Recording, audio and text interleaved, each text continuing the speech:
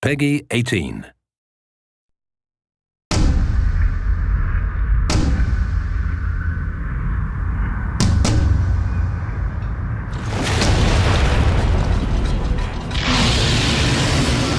think one of the biggest challenges from any new fiction is that it's a blank slate. You can do anything. At first that sounds cool, like, hey, you can do anything, but then you realize, wow, I can do anything. And you gotta give yourself rules, you gotta come up with something that makes sense, stuff has to be together, fiction has to not contradict itself. Suddenly you realize that that blank slate's a lot more work than it initially seems it'll be. Darksiders world was created pretty collaboratively. We all threw in ideas. You can't really pinpoint one originator of everything.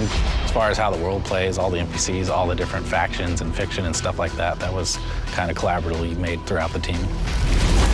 The story of Darksiders is pretty deep, and we haven't actually fully revealed why the apocalypse happened. In a nutshell, you learned that there are forces between heaven and hell that are vying for control of Earth and certain other resources that lie somewhere between the two realms.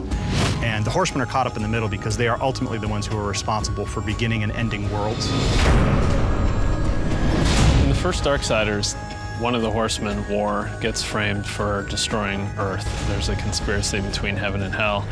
He sort of takes the blame, mankind's wiped out, and then he is stripped of his powers and imprisoned for 100 years. Then he's given a chance to come back and prove his innocence, and he's got to pretty much kill everyone involved. The first game ended in very epic fashion. It was one of the things that players really seemed like the most was that moment when War says, "No, not alone," and you see the broken seal and the comets coming in behind him.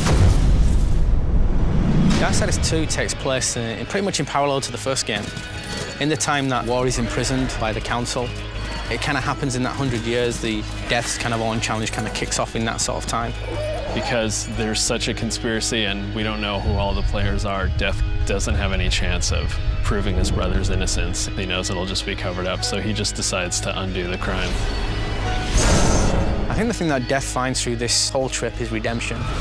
I mean, he's carrying a big weight on his shoulders all the way through the game, and, you know, it's kind of revealed to the player what sort of weight that he's actually carrying with him, both physically and mentally. The hardest part was getting it to the point where we knew we were making something special, but once we got there, we were off to the races.